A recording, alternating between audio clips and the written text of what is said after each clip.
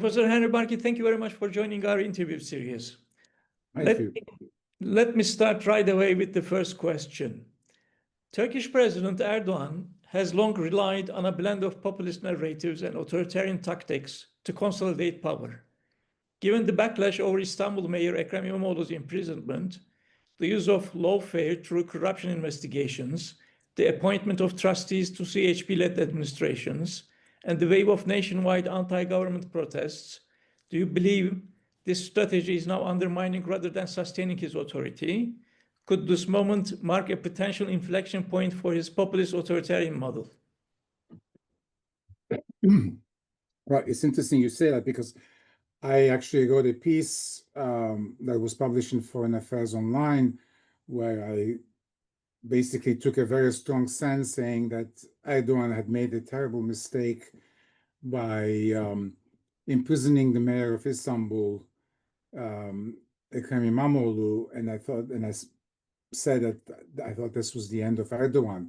Well, Imamoglu is still in jail and Erdogan is still the president, and he's gone ahead and now imprisoned a lot more people, journalists and other members of the opposition party, and he's also trying to get rid of the leadership of the opposition party. But to me, all of these are indications, or indicators, I should say, of he realizes that after 23 years in power, that people don't want him anymore. You know, that he's actually lost the public support for him, and he has to do these incredible machinations to stay in power. I mean, in other words, he realizes that if there are elections anytime now, that he would not be reelected and his party would lose. In fact, in the last municipal elections in 2024, the main opposition party came in comfortably, or comfortably for Turkey, as number one, and his party came in as number two. And look, what is going on today in Turkey is that Erdogan realizes that he's weak. He has support. It's not that he doesn't have support. Of course, he has support, and he has also the machine. He has the state machine that he can always mobilize to get anything he wants done. However, for him, it must be very difficult to accept that he, who used to be genuinely popular in Turkey, who won elections genuinely, and because people support him, people are fed up. People want change. And it's natural. I mean, look, imagine if you are a 25-year-old, or maybe even, I would say, even a 30-year-old. All your conscious years have passed under one leader. And people want change. So it's partially psychological, but partially also, of course, he's responsible for what's going on in Turkey, and the economy is not doing well.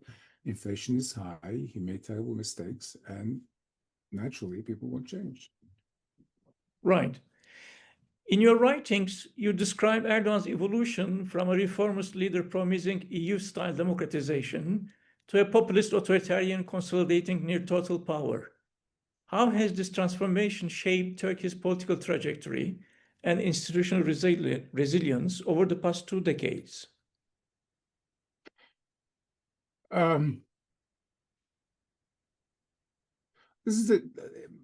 Look, Turkey is actually, look at its modern history from World War II onwards.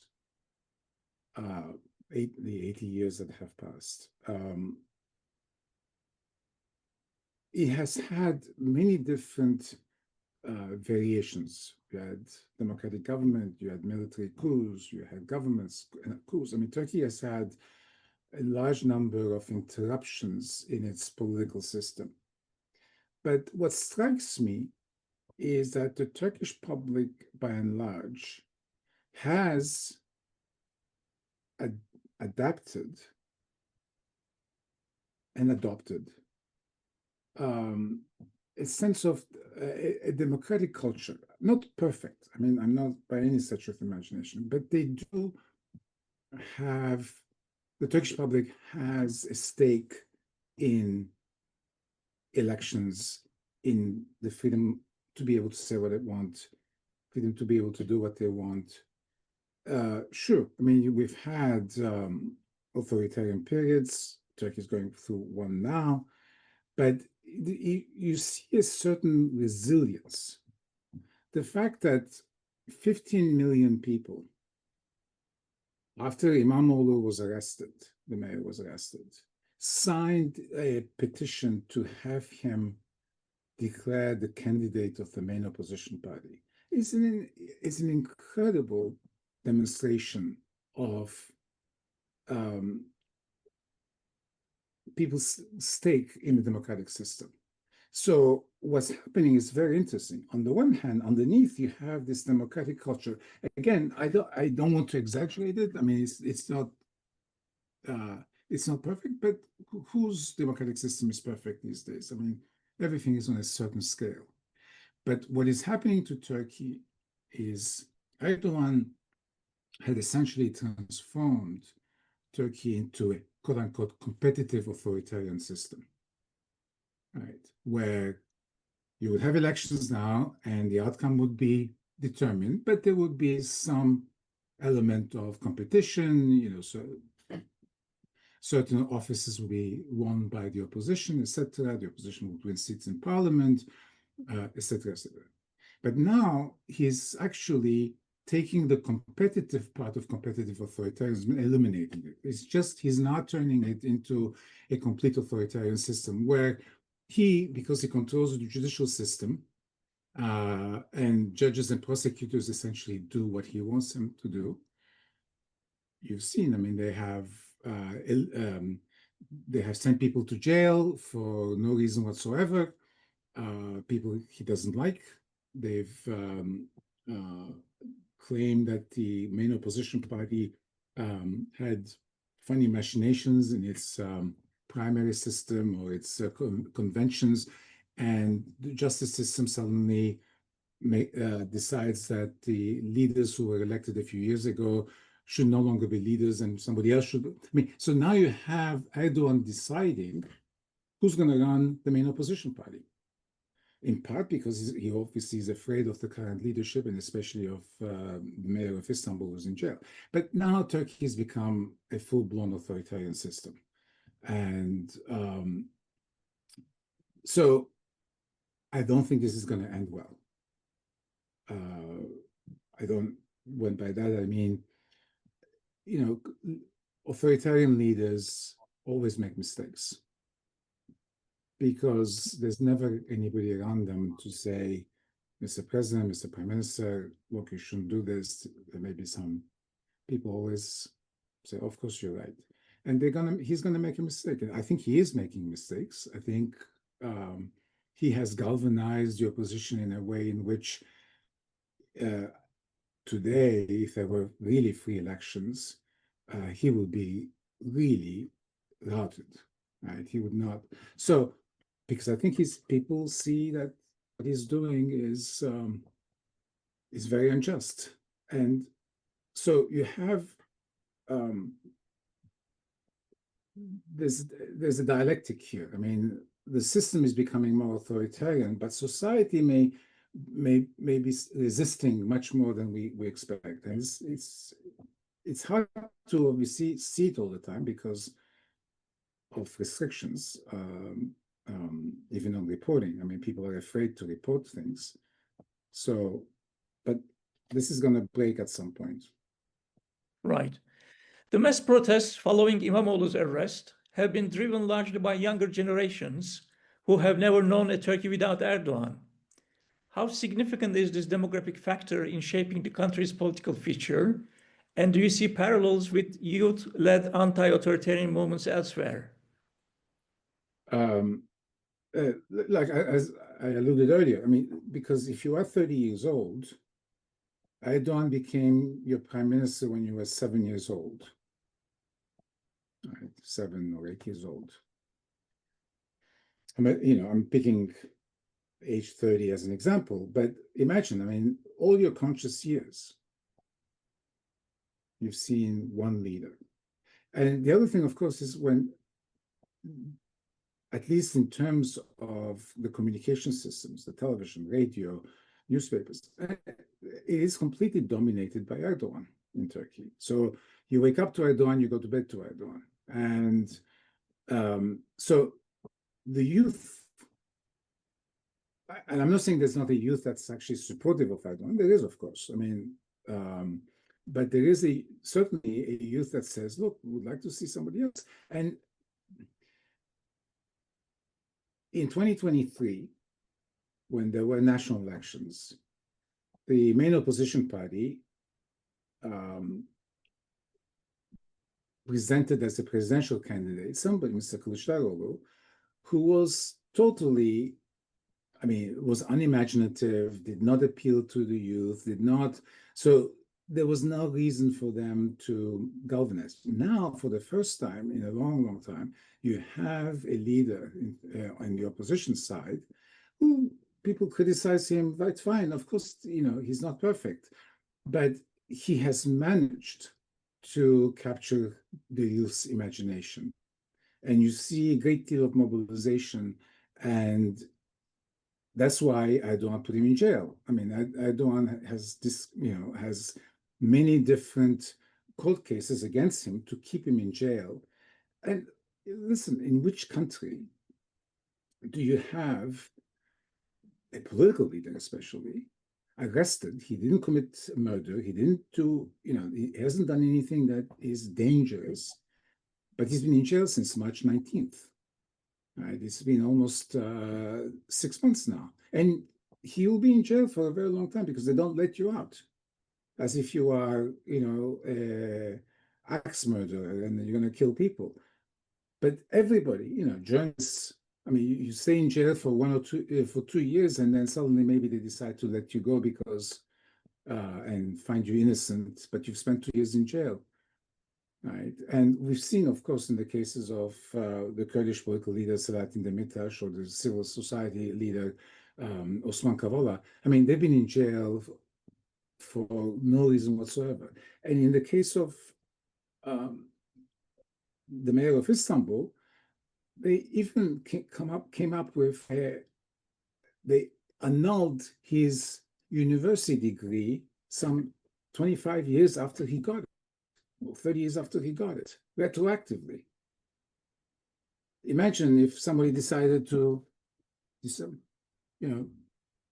some technicality and say, oh, my university degree is invalid, and therefore everything else I've done since then is invalid. I mean, you can't do that. But they come up with excuses to prevent an opponent from running against Erdogan. I mean, the fact that Erdogan goes to such detail in terms of trying to figure out how to stop Imamoglu from running tells you how afraid he is of Imamoglu. I mean, to me, that's the best, how shall I put it? It's the best proof, demonstration that he's terrified. Right. Imamoglu's repeated electoral victories and rising popularity have made him Erdogan's most formidable rival. By imprisoning him and pursuing politically motivated trials, has Erdogan inadvertently elevated Imamoglu into a symbol of democratic resistance, similar to Erdogan's own trajectory after his imprisonment in the late 1990s? Erdogan is smart enough to have realized that he owes his popularity to some extent. He, as mayor of Istanbul, was kicked out of his job, right? He was in prison for a short time, right? And that enhanced him.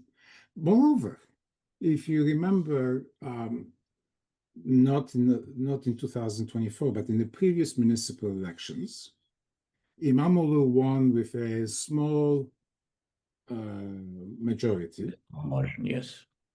Right? And then the Erdogan government came up with with an excuse to say, oh, no, there was some chicanery in the elections and they should be held again. And people saw through it. What happened? Imamoglu won with a really a serious majority against the same candidate. Why? Because people got upset at the fact that political interference from Ankara in their own choices. Even people who did not vote for Imamoglu the first time around decided to vote for him the second, just to punish Erdogan. Erdogan should have learned that lesson. He hasn't. Or the alternative, of course, is that he knows the lesson. He knows that, and this time he intends to prevent Imamoglu from running, right? And he's going to find him guilty, and he's going to keep him in jail for as long, so that he can run unopposed somehow in the next elections. And he's also trying to destroy, obviously, the opposition party, and wants the opposition party to nominate or has as its president the guy who ran against him in 2023, because he knows he can run circles around him if he wants to, and think this is a way he's going to get another term, right? So I think that's what his intention is. I think he's made up his mind. He knows he can't beat Imamoglu, and he can't beat the new CHP leadership. And we will see a lot of more people going to jail, unfortunately. Mm-hmm. Mm-hmm. Right. We have seen Erdogan's government dismiss elected CHP mayors, replace them with trustees, and initiate corruption investigations against opposition-led municipalities. To what extent does this strategy reflect a deliberate effort to transform Turkey into a de facto one-party state? And could it ultimately backfire by strengthening opposition solidarity?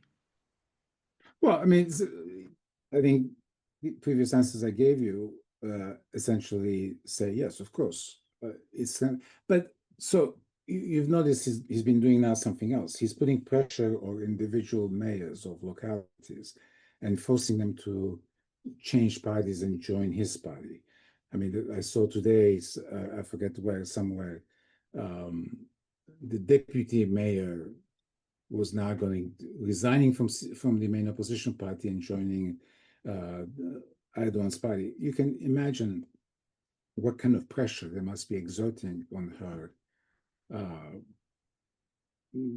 So to force her to do that, because it doesn't make sense when CHP is running high to switch parties. But we've had a number of cases like that. So he's not going to completely eliminate the main opposition party.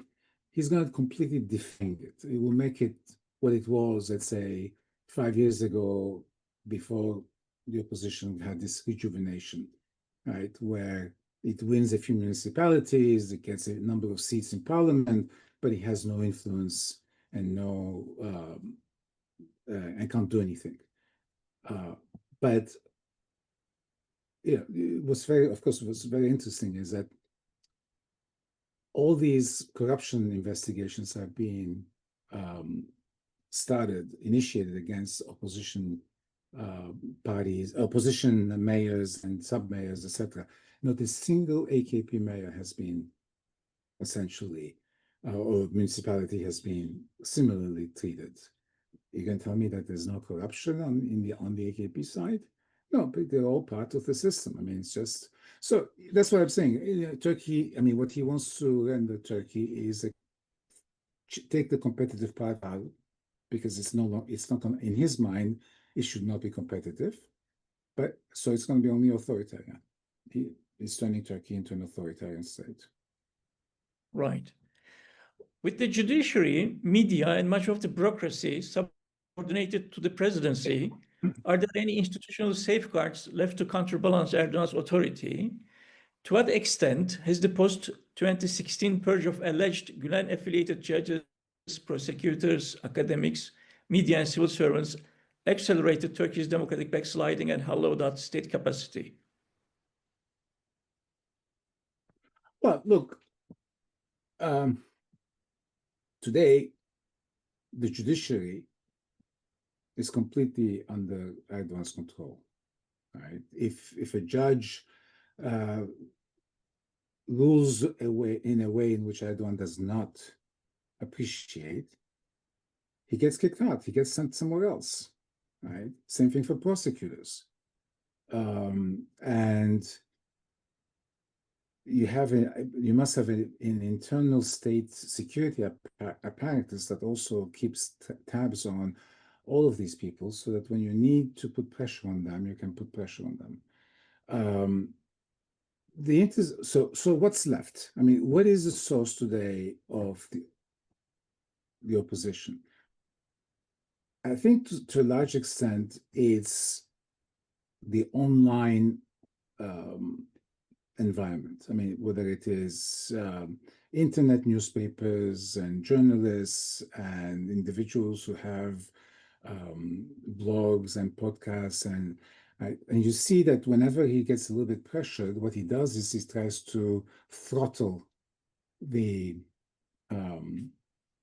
internet, slow it down, or impose bans on opposition networks, online networks, by telling them they can't broadcast online, and they don't have any other, of course, outlet, because they're not allowed to do it on normal television.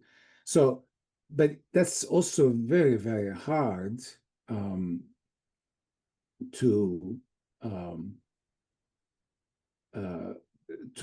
do it all the time. I mean, it's because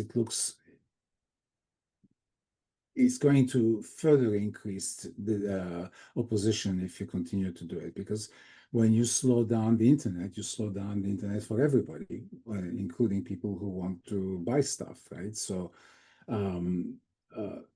so it's not clear to me that that's a long-term strategy. It's temporarily, occasionally. He did it this week with, I think, with X or Twitter, but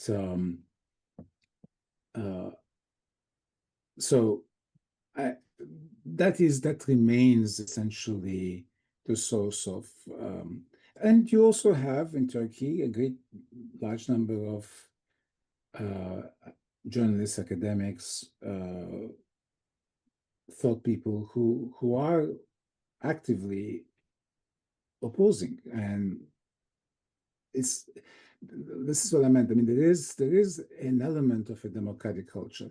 Now, it is also, I mean, you mentioned the Gülen folks. I mean, the Gülen,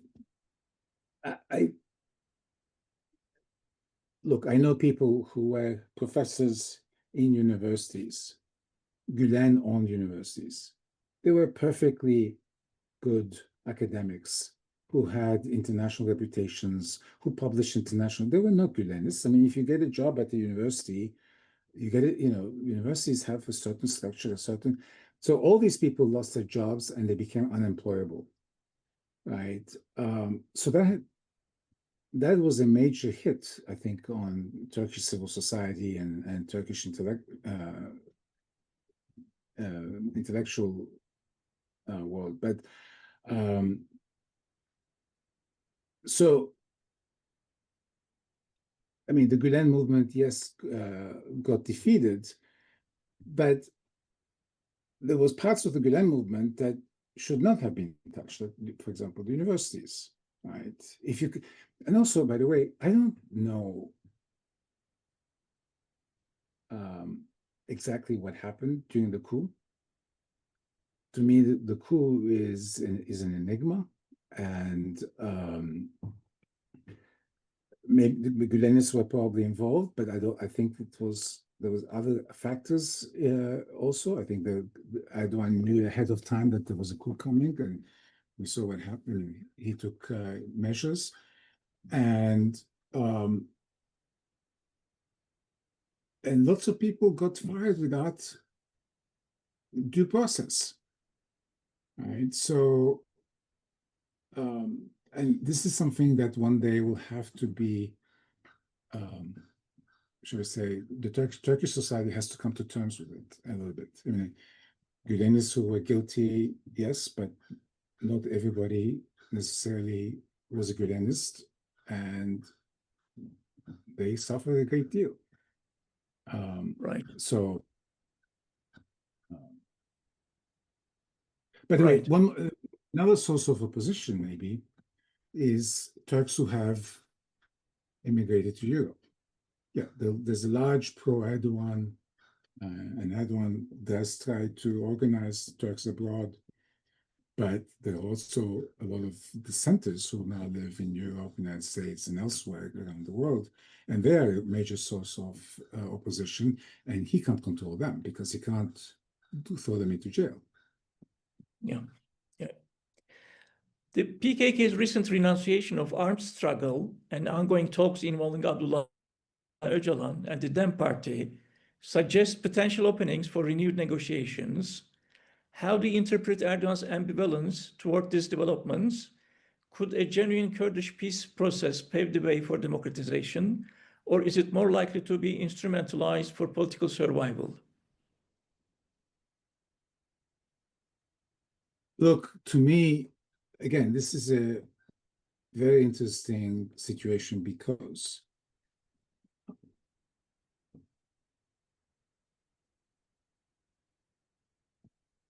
with your question asked about democratization, how can you have, I think a Kurdish leader said, I think very correctly, you can't have democracy in Diyarbakir and fascism in Istanbul. That is to say, what does it mean to democratize? I mean, Turkey needs to democratize. Turkey needs to deal with this Kurdish question. Turkey has to recognize that there are people who are not Turks, who have a different language, who would like to, live as Turkish citizens, but would like to be able to express themselves in their own language or in any other fashion, and not have to go to jail for that. And the fact that the PKK has decided to renounce the armed struggle is a good thing. They should have done it a long time ago because the armed struggle wasn't going anywhere. I mean, they had been completely defeated. I mean, they were just up in the northeast of Iraq in the Kandil Mountains. But stuck there with. There's 158 Turkish bases in northern Iraq that completely dominates that area, and they were not, one or two events a year, attacks a year, is not what's going to be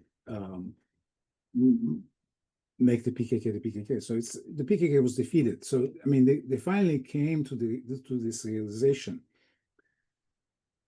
It's good that it abandoned, but I don't think there is going to be. I don't think this is a peace process. I don't think this is going to end. It's not going to go anywhere. Let me put it this way.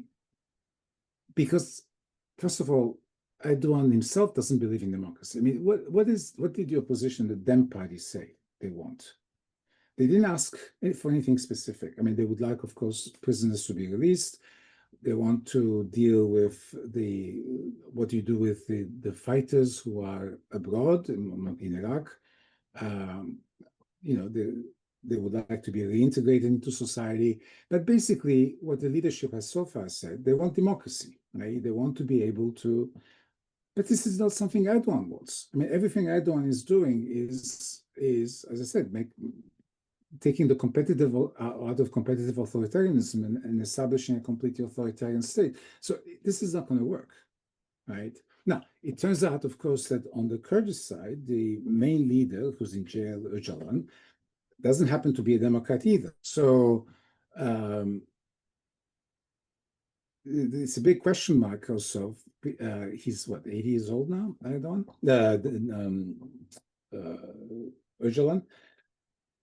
I mean, he must be thinking about his legacy. That's why he's trying to, but he also can't make a deal that is going to be rejected by the Democrats in Turkey, right? So he's also stuck now, and I'm sure that Erdogan's idea was probably to convince the DEM party to vote for either a constitutional change or more likely for early elections, that Erdogan would make sure he would win. I mean, that's probably is still his plan.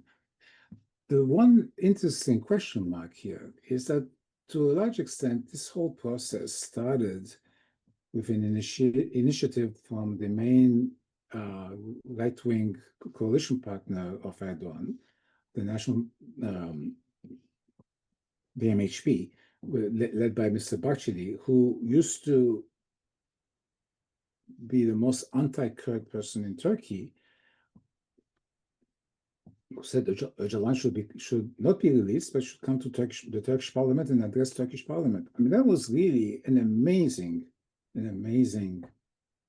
statement by him, and he pushed the process. I wonder if Mr. Barkey, who's at the end of his life, obviously, and has run the party, he really has nothing to show for his years in power or years in as a party leader. I mean, what has he done? What has he accomplished? And maybe that was his way of creating an inheritance, if you want, for his followers, that he would bring domestic peace to Turkey. Well, if that's his incentive, that's fine. I mean, it doesn't matter how you get there, as long as you do it. So the big problem Erdogan has is, to what extent is Mr. Barkey wedded to continuing the process? And Mr. Barkey himself must realize that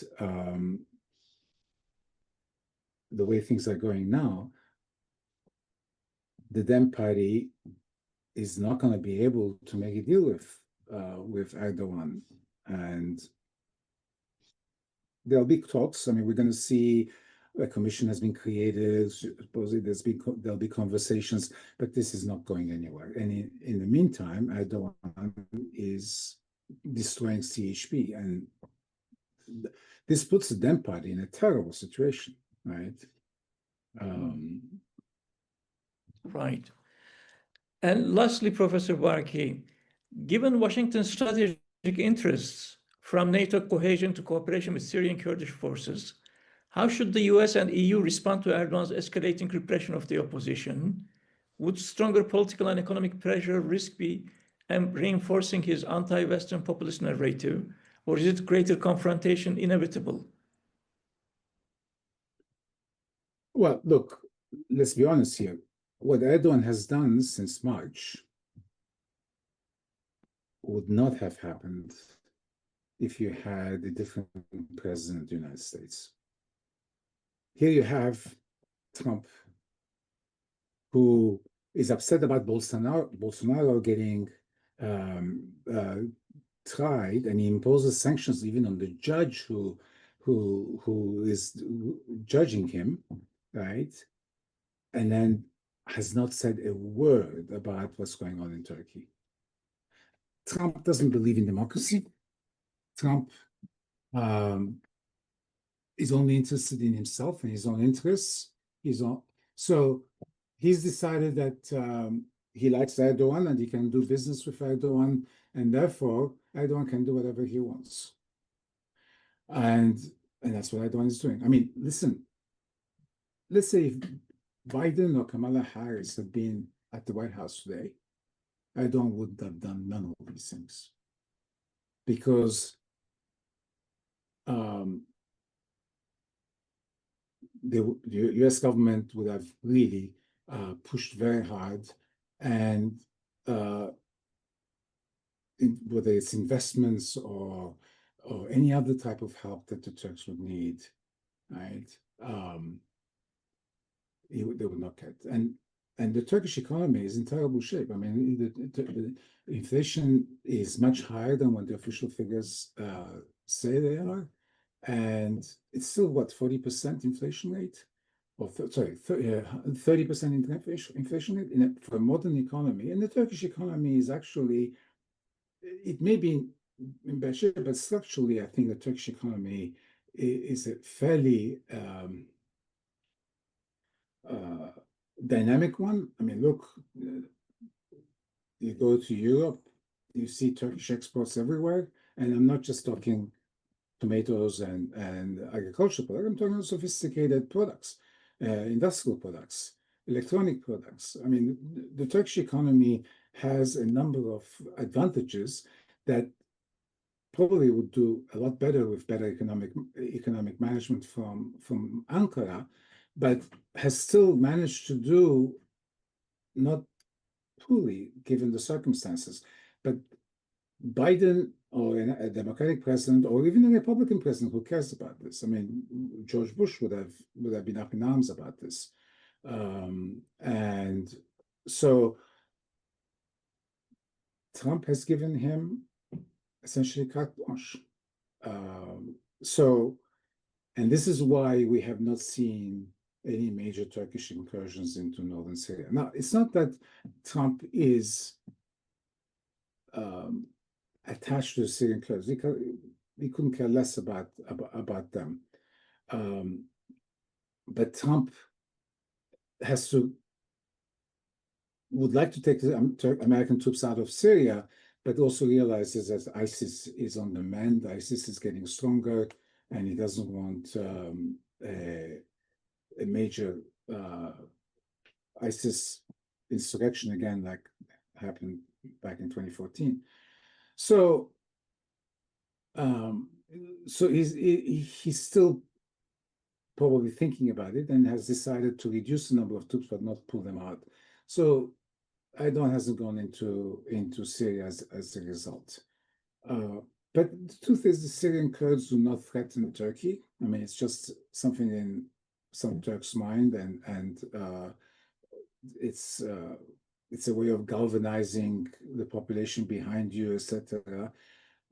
It's the Kurdish problem in Turkey is a long-standing one, and there are a lot of people who still don't trust the Kurds, and Syrian Kurds are Syrians. I mean, people forget, the Turks complain about the fact that, Syrian Kurds control a large chunk of territory. Yes, they do. They happen to be Syrian Kurds, by the way. Turkey controls an enormous chunk of Syrian territory in the northwest, as big as Lebanon, right?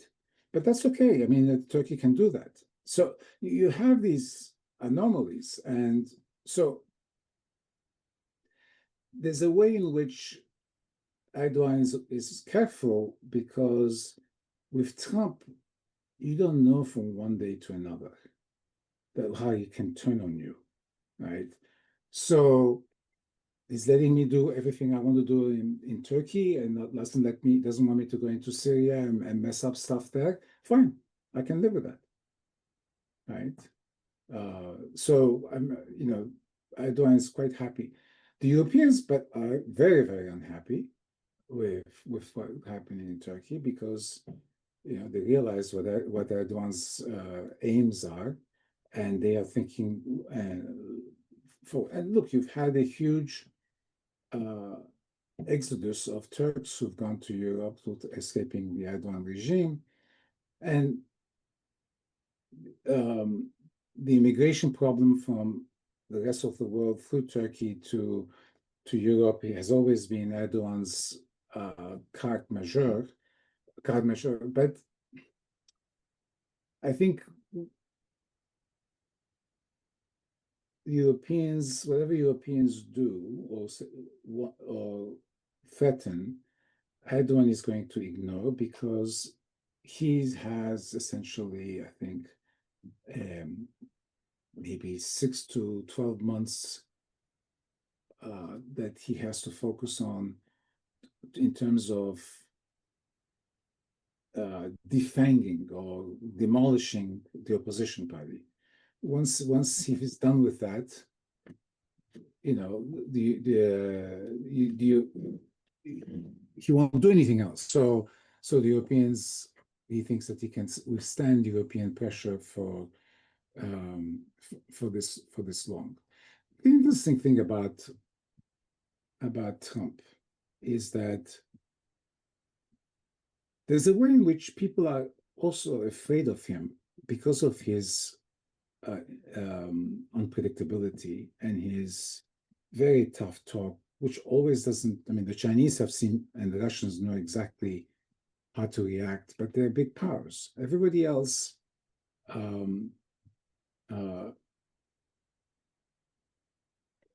afraid. I'll give you an example. It's a minor example, but yesterday, the Iraqi Shia militias, or the day before yesterday, released an American researcher, Elizabeth Tsurov, Tsurov, I think. that they had been holding for 2 years. They kidnapped her. And I think the only reason they released him, and this is why Trump's craziness pays off, he probably threatened the Iraqi government and said, you don't get this person out because, and the Iraqi government says, well, they are the Shia militias, we don't have control over them. And he probably said, I know you have control over them. I know you can do it now. Biden and the Kamala Harris government have not tried very hard to get her out. They did not, right? There isn't, so Trump's unpredictability is, so that's why Erdogan has to be careful. I mean, as long as Trump gives him, as I said, a carte blanche at home, he's very happy and he can get away. And that's what's more important to him. What's more important to him? Winning the election, right? Staying in power for another term. And that's all he cares about. And so Right. The answer to you is that not much is going to happen. The Europeans are not going to be very successful. Now, if Turkey were to go through a major economic crisis again, because you have major demonstrations and instability in Turkey and etc. But given how the whole region is at the moment, I don't think that's that's not going to be in the cards at the moment.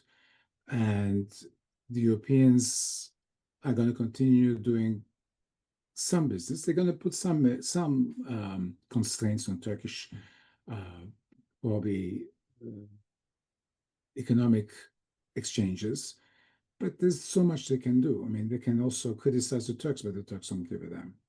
I mean, I should say the Turkish government doesn't. Okay. He's won, essentially. Right. Professor Barkey, thank you very much for your time. Appreciate it. Thank you.